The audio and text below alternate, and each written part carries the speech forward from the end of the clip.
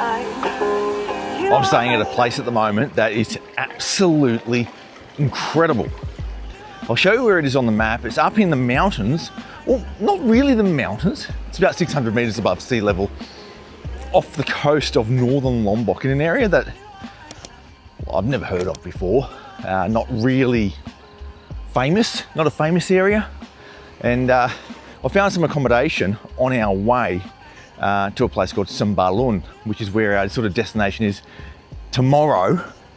But I found this place and I thought, oh, we'll just stop in there. I had a pretty good rating on booking.com. And it's amazing, amazing. And there's a few stories about it as well, which are really interesting as well. When I arrived, I could see that the place had a bit of age. And a lot of the times when a place has age, it can feel a little bit sort of run down. But this place didn't. It had age, but felt like it had a heap of character. And you know, the character is what I love about a place to stay. These days in a lot of places, in Bali especially, a lot of those places with character don't exist anymore, primarily because they've been replaced by modern constructions. And rather than sort of maintaining an old building, they prefer to sort of tear it down and build a new one. This place is not like that. This is actually a walk, well, an impromptu walk. There's a track behind the accommodation, which it's a great little walking track, but it just serves as an access point for the locals to get to the rice fields. Lots of rice farmers around here. The reason this place is old and the reason that it still has a lot of character is that there's a lady who's only recently sort of stopped running the place that was heavily involved in it for a very long time. And I got speaking to her yesterday when she was walking her dog along this track. And it's sort of a track that's not really that well publicised or anything like that. And so I just asked her a few questions, you know, what her story was. And she said she lived in Sanur for about 5 years in the 90s. And she was running boat trips between Bali and Lombok. I think she's German originally. I don't know if I'm going the right way here. Looks like it. And she used to come past Lombok all the time on the boat, of course. And there was always one place across Lombok that looked quite special. She'd look up into the mountains at this emerald green hillside. And she was always sort of curious as to what that looks like in person. I sort of sometimes do that as well when I get onto Google Earth or Google Maps and I zoom in and find a place that looks interesting and then I'll go there to actually see what it's like on the ground. Well, she did that pre-Google Maps and came up here and found the area that looks like this and said, I would love to live here. Now that lady, I mean, if you're watching, but sorry, I don't know your name, and I don't know your age, but if you're watching, I'm sorry I'm about to say this, but she may be in her 70s. I'm guessing, you know, mid-70s or something like that, you know. Oh, it's beautiful, isn't it? With Rinjani in the background. It's just phenomenal. That peak over there is about 3,000, I think, is it 3,800 meters up. But she's owned this place for 30 years. So she would have come here sort of between the age of 40 and 50 to set this place up. So she'd already had quite a full life prior to sort of setting up a business here. And I don't know what her idea was when she first started, whether she was going to be a big millionaire when she sort of set up the business, but what looks like might have happened is that it turned into a passion project because there's a lot of passion gone into that place that I'm staying at. I will show you it when I get back from this walk. I can't show you it now because people are still asleep. And it's the sort of place that if I go around walking around with the camera and vlogging and things, it's going to disturb people. So yeah, a bit of a passion project. She still lives on the property despite not running it anymore, in a little house there that she's got, and it looks wonderful. Now the restaurant there's something about the food there. It's Indonesian food, but not too traditional, but it's got a lot of good flavors and traditional flavors. Well, that's underselling it a little bit because the flavors are phenomenal, just full of flavor. I'm just loving this view. I'm gonna stop every now and then just have a bit of a look. That looks like pepper there as well that they're growing. And yeah, the food's just phenomenal. Everything I've had, even like a nasi goreng, is just sensational. Susan's like, oh, this is great food, I love this. We had chicken curry, which I normally don't order a chicken curry in Indonesia because it's usually not very good. Well, this was just phenomenal. Like the flavor, well, I left a little bit of like kuah in the bottom, a little bit of the liquid in the bottom. At the end, Susan just picked up the bowl and started finishing it off. It's like, hang on a sec.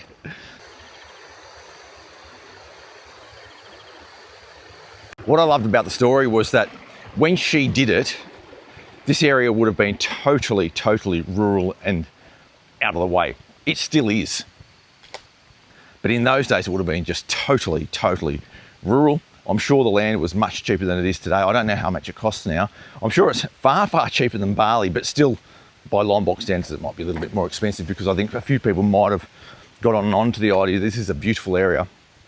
It's cooler up here, noticeably cooler, maybe 5 degrees cooler. The other thing is she has poured her, at that time when she moved here, poured her heart and soul into one particular place here in Indonesia. And also her money into one place and built it up over time and committed to it for her life. I think there's a lot in that that's, we can really sort of celebrate, I guess. Oh, a cave. I wonder what that is. Oh, that looks like an old irrigation ditch. The old irrigation ditch used to go through there, it looks like. Oh, yes, it did. Wow, that's cool. So this is a newer one, even though it's a bit busted up already. The older one is there and it still operates. Oh, I wonder how old that is. That is amazing. Amazing, look at this. Over there, a couple of cows being led by a farmer.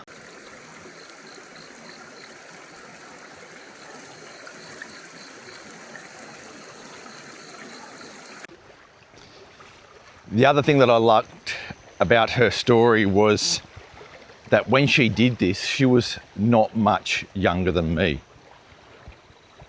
I feel like I've lived a pretty full life already, and she would have felt the same way, I'm sure. Would have had all sorts of experiences around the world and,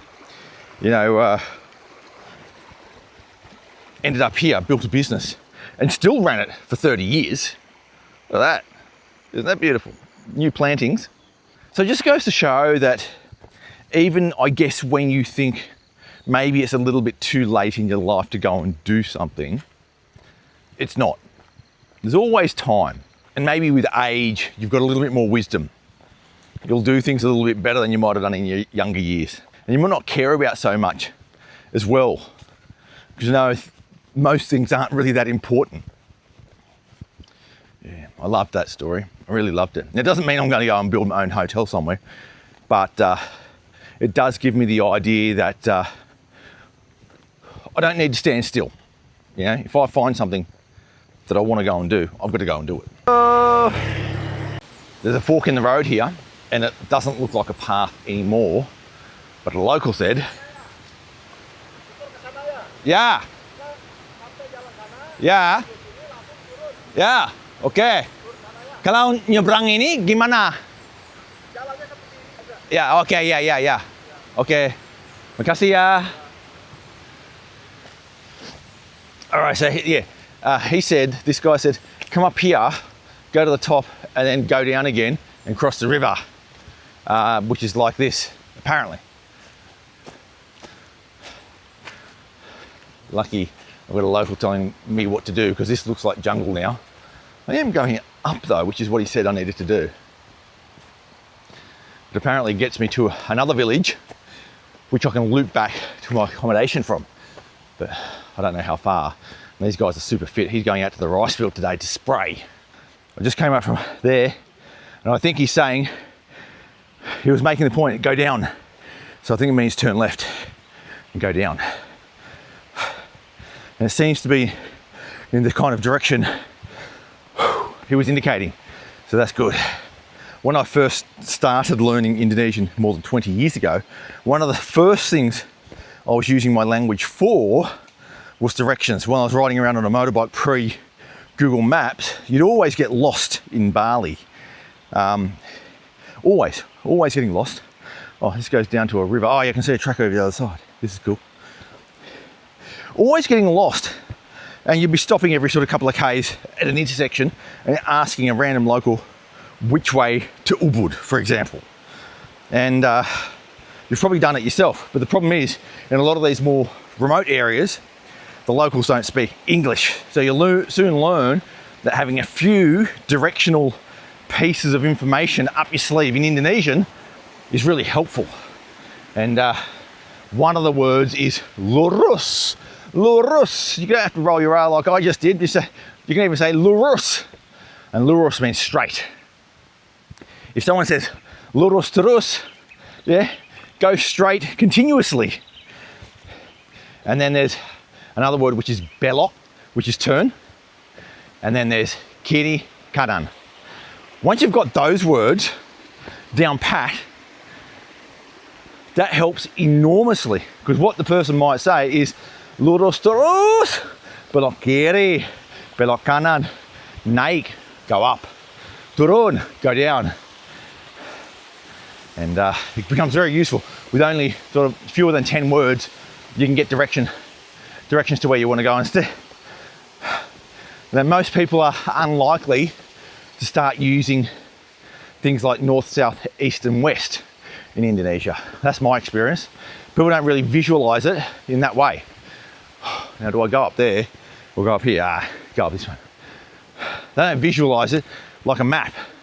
They're visualizing it from lived experience on the ground, walking it and saying, oh yeah, I'll go up here, turn left, go up. There's a rocky area, go straight.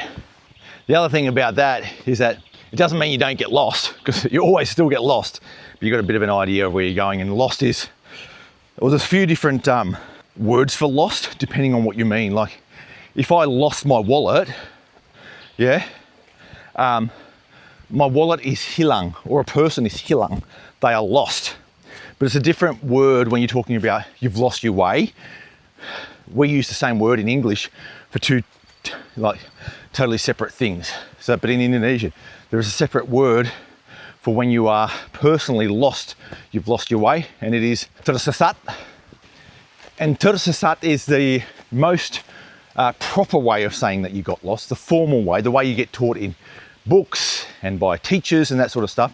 When you get onto the ground and you hear people speaking casually and a little bit rough, well, it's not rough, but it's just very casually, not speaking to a police officer, they are saying the word nyasar.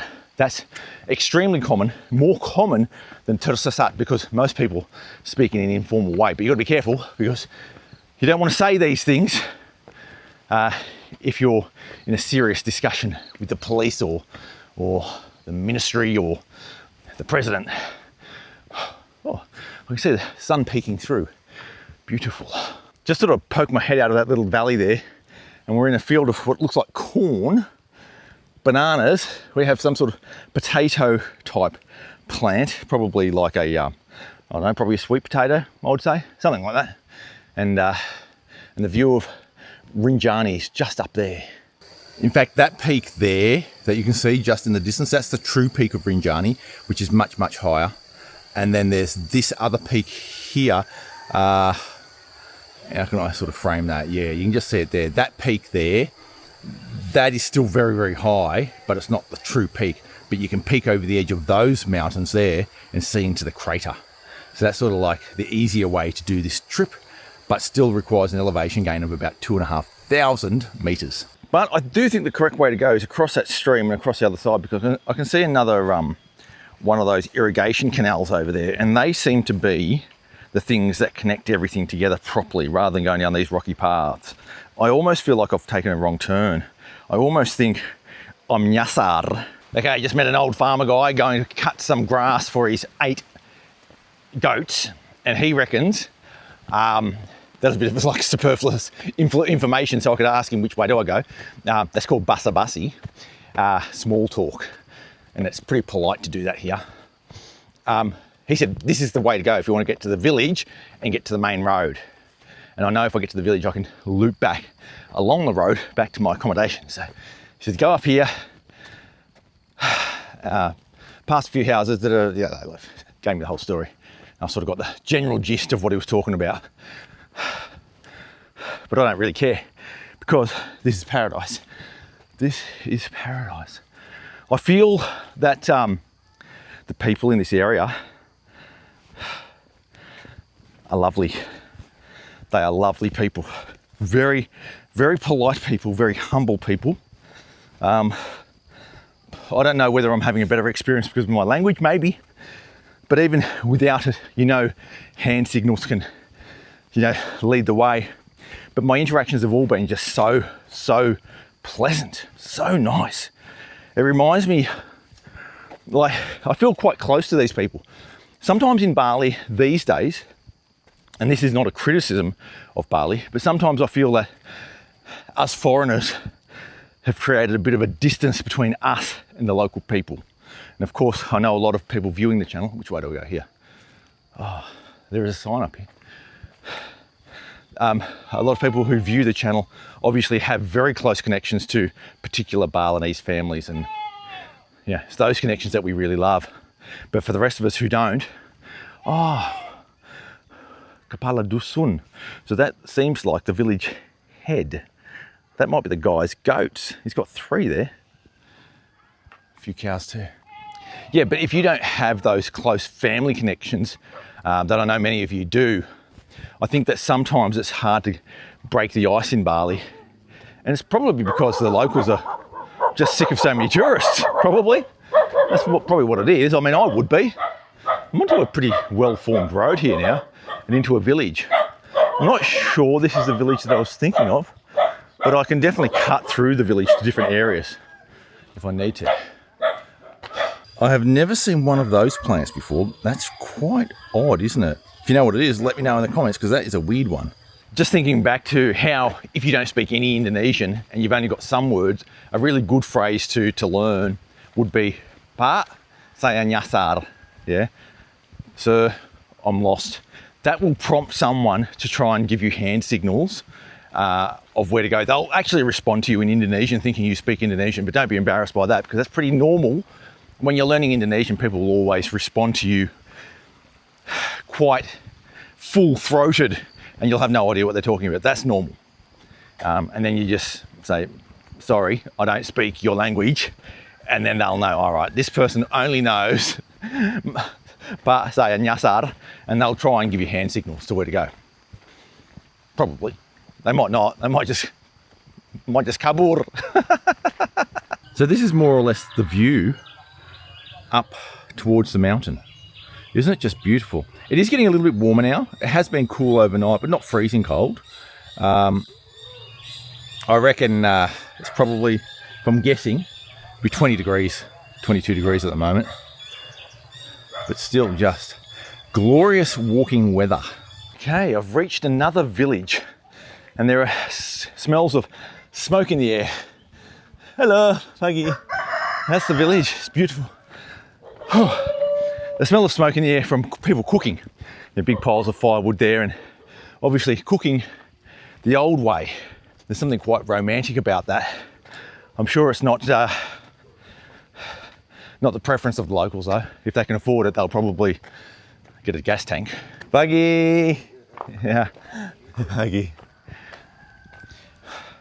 I've noticed a lot of the women here are chewing betel nut. There's always this little bundle of something next to the lip that looks like a growth, but it might not be. It might just be the betel nut sort of half mashed up. But I've seen it quite a few times around this area now. But I do know that it gives you mouth cancer, so I was sort of wondering about that. That's the view. Going past all these villages. This is actually a little bit unexpected for me this morning. I didn't really have a defined route. I wanted to get to this other village that I knew about, that I wanted to get to, that I thought I might be able to go along that irrigation canal too. And it sort of hasn't worked out perfectly in terms of my route, but it has in terms of what I've been able to see while I'm here, because these little small villages all around the place tucked in the rice fields has just been incredible. I just can't get enough of the views. They are just sensational, especially because we have some very clear weather at the moment, and it's just a typical, like a typical sort of tropical scene with the coconut plants and there's all the pepper on big posts. You've got rice fields, you've got little resting huts there, and then the villagers going about their life. It's beautiful. It's beautiful. I sort of wonder sometimes how these villages over time, as they modernise, how they'll go. Hi, good morning. Yeah, good morning. I sometimes wonder, as Indonesia modernises, do they share the benefits of the modernisation? Do they share some of the wealth that sort of goes around with the modernisation? I'm sure they get something out of it. For example, they get a half concreted road, which would have been dirt some time ago. They have electricity, which again, they wouldn't have had, probably even 20 years ago, they wouldn't have had it. So they're getting something, but are they getting the healthcare? Are they getting the education? Are they getting the nutrition? Well, that's something that the governments over successive presidents have been trying to do with some of these programs they're bringing out, like the school meals programs and universal health programs. They're good programs for the poor people. Hello. Very expensive, and that causes a lot of controversy, and some of them have been corrupted, which causes controversy. But sometimes you've got to go ahead with some of these programs, because if you don't do it, they'll never get done. And you can work out some of the finer details later. That's the sort of philosophy. Pagi. Pagi. Mau kemana, Pak? Mau ke sawah. That's ke sawah, yeah. Okay. That's a greeting. Talked about greetings over the past few weeks on this channel, and greetings are not always selamat pagi, although I think I did just say pagi to that guy. They're things like mau ke mana, Pak? Oh, mau ke sawah. That's it. Hello. Hello. That's a good one. There's that village I just came through, and you can get a sense of the elevation by just looking down there towards the ocean, which is quite a long way away. Bapak, namanya siapa? Ratnata. Ratnata. Iya. Lagi bikin apa, Pak? Bikin isap rokok. Ini tembakau. Tembakau lintingan. Lintingan. Ya, Oh. Bisa nggak isap rokok kayak gini? Enggak, saya nggak bisa. Jadi ini dari daerah mana yang tembakau ini? Daerah sini. Oh, ada di sini juga? Iya, dibuat sini. Oh. Produknya di sini. Dan bersih. Bersih ini, alami. Alami. Enggak punya dekotin ini. Kimia kayak gitu. Enggak ada. Jadi lebih sehat daripada yang sudah di batangan proses ya. itu ya. Oh. Ini asli ini. Tembakau asli. Kasturi. Menarik juga. Dan kertasnya sih dibuat di sini juga. Oh. Ada produknya juga. Produk lokal. Iya. Oh. Produknya juga. Boleh saya lihat proses masak? Boleh. Okay, let's have a look at the cooking process over here. Oh, ketan. Oh, brum. Oh, aduh. So they're making brum. Is that rice wine stuff? Yeah, air putih. They've got all the wood there. They've got the coconut husks, and they're going to make ketan is sticky rice to make brum. Oh, ketan. Udah di brem gitu. This is all. Ini udah dimasak dulu. Oh, mentah. This is all the sticky rice. Look at it all. They're gonna make brum untuk dijual ya. Direbus itu baru dikasih apa itu tapai. Ragi. Ya, seperti fermipan kayak gitu. Bumbu itu. Ya, supaya bisa fermentasi. Ya, bisa Bisa goyang-goyang jadinya. Nakal, Bu. Anu itu kan supaya ada alkoholnya. Ya. Dan ini untuk dijual? Enggak, buat untuk kenduri. Kenduri itu apa? Gawe. Acara gawe. Nikahan. Ya, nikahan. Biasanya brum itu ada di pernikahan di sini. Ya. Ada brem nggak jadi. Nggak jadi. Nggak jadi pernikahannya kalau nggak ada brem. Ya. Acara pernikahan. Menarik juga. Pengantennya. Penganten itu. Oh ya. Umurnya berapa? Mungkin udah 20-an. Ya, 20-an. Ah, 5 lebih tuh. oke. Aku mau jalan dulu ya. Oke, makasih. Nggak lebih. Minum Enggak. kopi ya? Nggak usah mau jalan lagi ya. Makasih ya. Ya. Oh, beautiful people, aren't they? Beautiful people.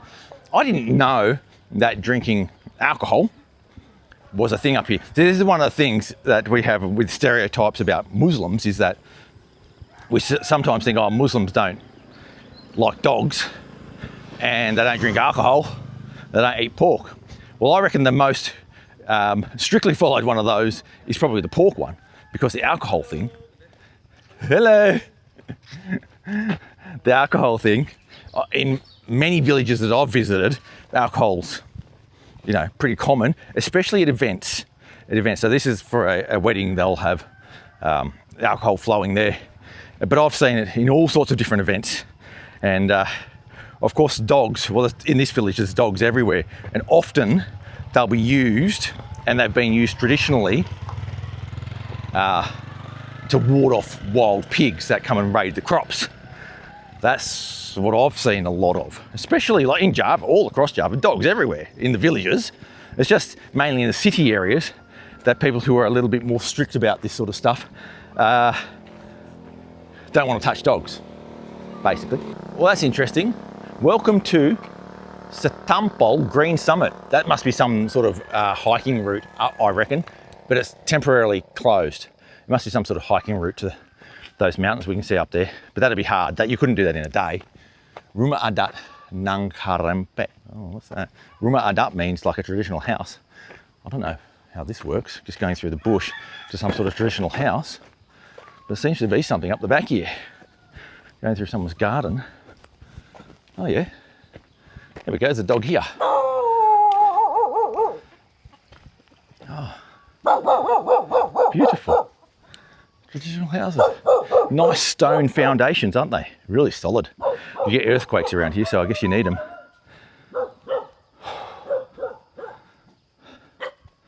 That's a beautiful traditional house, isn't it?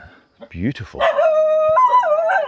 Well, it feels like I've been going up all morning, and now I'm finally coming down, which is, I think I'm on the road that I had originally targeted, because it's a long north-south road that finally can connect up to where I'm staying. And hopefully we can speed down this road and go and get some brekkie. I will show you, however, the room that I'm staying in, and I will show you a bit of the property, because I just think it's wonderful. I actually think this whole area is worth coming to on its own, like as a holiday destination. You might not come here for a couple of weeks, you might come here only for a few nights, but I just think it's so peaceful and such a wonderful representation of rural Indonesian life, where you can still have some creature comforts and great food. Just brilliant, you know? Oh, bananas, look at those ones. Oh, all the red shallots as well. Big row of them. Amazing. All the coffee beans being sort of left out to dry. Amazing. And that's a view straight down the road, very steep from here down to the coastline. Oh, it's really interesting. The locals think I'm coming down from the top of Rinjani, because I just heard one of them as I passed. Oh, porternya nggak dipakai. Like they're talking to their friends. Oh, this guy's not using a porter. It's like, oh, I haven't been up the mountain, mate. I'm just going for a morning walk around my accommodation. There's something about this rural Indonesian life that you don't get to see so much in Bali anymore. It's certainly there if you look for it, but you do have to go into really small pockets out there where there's not so many tourists. It's getting more and more difficult as the years go on. But it's certainly available in Lombok and other parts of Indonesia. For example, if you're going to rural West Java, which is where I sort of spent most of my time, this sort of stuff is everywhere and it's beautiful. Again, you do have to get off the tourist trail to see it. You can't just be doing what all the other tourists do. You've actually got to go and do something a bit weird, or ask a driver to go and take you into just some random village for you to have a bit of a stroll, or try and find a small guest house, a real local style guest house in the middle of a village, and just cruise around. I love that, because for me, there's a real feeling about rural Indonesia that is hard to describe. It's actually described really well by a lot of Indonesian poets and musicians. There's a lot of very old sort of folk songs that sort of get to the heart of what this village feel is all about. One of them's called Potong Padi. It's an old song from... Morning, how are you? I'm fine. That's good. I'm from Australia. Australia. Yeah, what are you doing? Lagi apa? Duduk-duduk. Duduk-duduk ganti ban motor. Oh, ban kempes ya? Ya, ban kempes, ban rusak. Oh, rusak ya? Ya, rusak. Oh, gara-gara apa? Udah lama? Sudah lama. Hah. Lama sangat. Ya. Oh, Dari jalan-jalan. ya jalan-jalan sedikit. Aku dari penginapan di sana naik ke... Mountain Rinjani. Betul sekali. Oh, nanti saya ke sana mau bawa tamu. Oh ya? Terjun, ya. Oh, dari sana ke air terjun? Ke air terjun, ya. Nanti jam 9.30. Oh, naik motor? Tidak. Naik mobil? Jalan-jalan. Oh ya? Oh, dari hotelnya? Iya, dari hotel. Ya. Nanti saya mau jalan lewat persawahan. Ya. Aku baru lewat persawahan ke atas. Ya. Lewat saluran. Ya, betul. Oh iya. Ya. 2 hari lalu saya juga pergi ke sana bawa tamu. Ya. Bagus banget dan view-nya keren, Keren. indah. Senang sekali. Ya. Oke. Ya, mari ya. Ya. Okay. Hati. Yeah. So the thing about Potong Padi is the song really talks in poetic language and a little bit sort of old-fashioned language about how farmers go out into the rice field and they go out there in the morning until dusk. And then and they'll cut the fields together and they'll sing together as they're cutting the rice fields, and they're all very happy to do it, even though it's hard graft, because it's just part of the Indonesian tradition to go out into the rice fields and cut the rice fields down, you know, and have a bit of a sing and a laugh with one another, you know. Hello. Lagi apa? We are doing Sampah di desa. yes, Ini program. yes, our program. Dari mana? Dari pemerintah atau dari universitas? Universitas. Oh ya? Yes. Oh, Brawijaya. Brawijaya. Indonesia is so good. Thank you. Your English is so good. Oh my god. Oh my God. Jadi ini program kayak apa yang ini? Kita pengabdian KKN. Ya. Devotion. So, our program, salah satu program kita adalah adanya pengadaan tempat sampah ini. Ya, ini untuk umum, untuk semua rumah, untuk taruh di sini atau apa? Untuk Umum. Dan siapa yang bawa ini ke TPA? Nanti ada dari Dinas Lingkungan Hidup. Dan di mana ada program kayak gini? Semua desa atau di mana? Enggak, kami cuman ada di 3 dusun. Ya. Dusun Nangkarempe, Dasan Tutul, dan Teres Genit. Dan ada rencana untuk memperluaskan program ini? Kalau untuk memperluas kami serahkan ke pemerintah desa lagi. Ya, Nah, tapi udah ada apa base-nya ya? Udah tahu program kayak Tapi ini dibutuhkan di seluruh Indonesia ya, di desa. Ya. Karena melihat desa ini tuh salah satu masalahnya adalah mengenai sampah. Jadi pemerintah nggak ambil sendiri. Pemerintah nggak ada program untuk ambil sampah dari desa. Lebih ke di daerah sini itu bukan menjadi prioritas utama. Yes. Oke. Jadi harapannya setelah ada ini, pemerintah bisa menambah lagi tong sampahnya di dusun-dusun lain. Karena banyak wisatawan ke sini. Kalau misal banyak sampah, sayang. Enak dilihat, ya. Sayang sekali. Malu juga. Yes. Oke, ini program bagus dan mudah-mudahan ke depan ada bisa berhasil. Amin. Terima kasih. Makasih ya. Mari. Have a nice day. You too. See ya. Oh, how cool is that? That is a cool program. That is precisely the type of program I've been like in my own head thinking there needs to be all around Indonesia, and some smart young Indonesians from the university are out here actually doing it.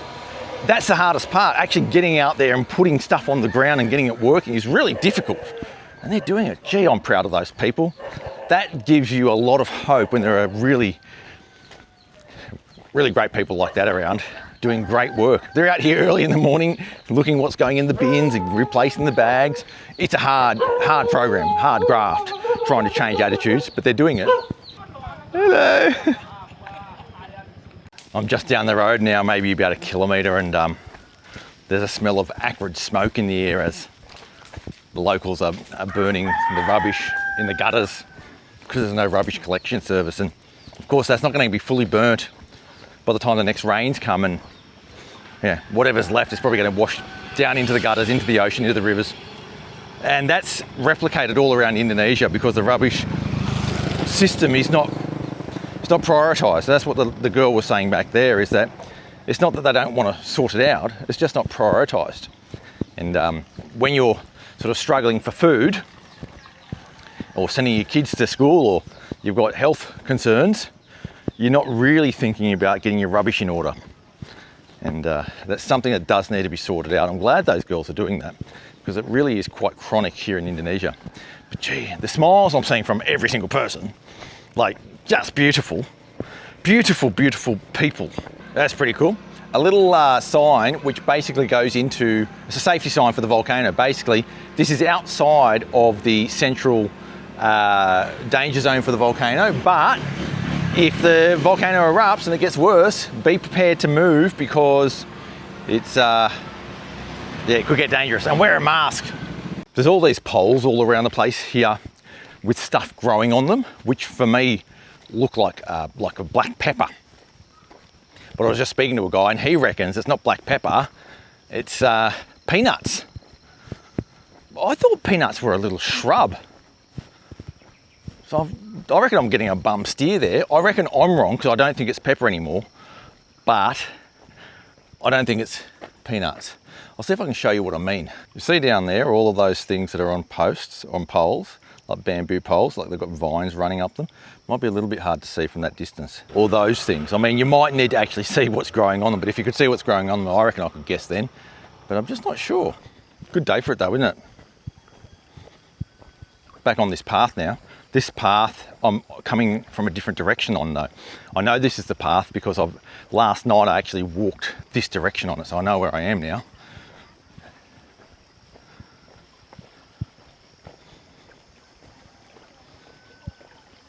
So that's the top of Rinjani, and I'm staying in these little places over here that are just on the bottom of the screen there. That's the hotel.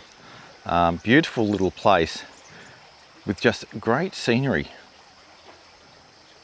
And this path sort of goes up there and around the back. You get through the back of the property. But it's interesting because I don't really see anyone else like that. There are quite a few people staying here tonight. I was actually surprised. I thought it would be a place where no one stays because it's quite remote, and I don't know how you know about it. Maybe you just find it the way I did. But I'm just a bit surprised by that there are people staying there. But also, once people are staying here, I haven't really bumped into anyone this morning on my walk around the place, because I think that's a wonderful walk to do. Okay, let me show you this place. The gardens are beautiful.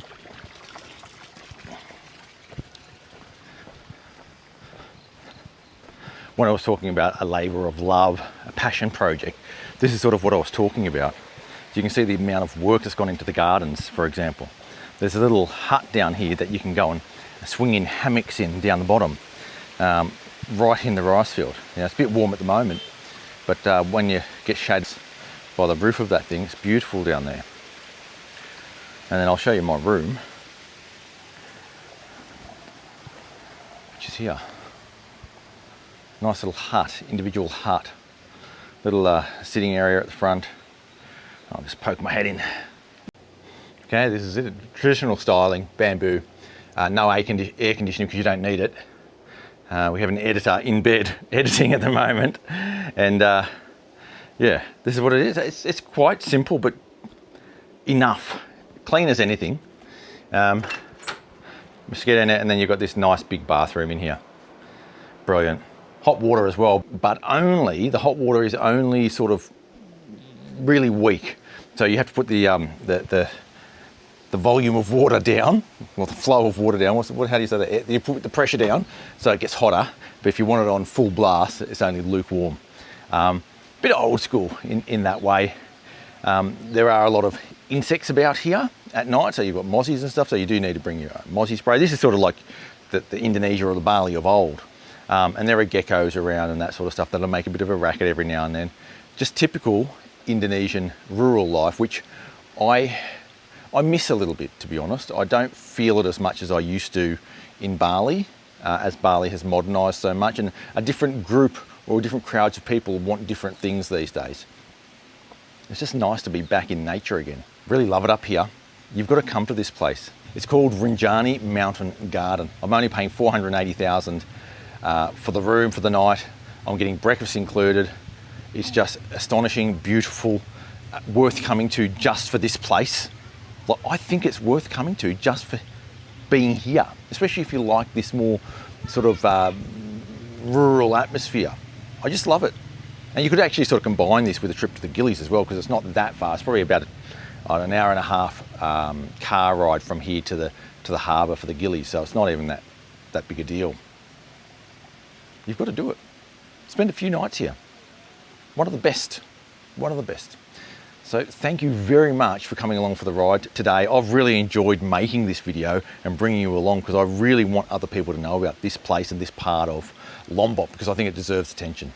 Thanks for watching. Make sure you hit that subscribe button to keep up to date with all things Sanur and the rest of Indonesia. I'll catch you next time, and sampai jumpa.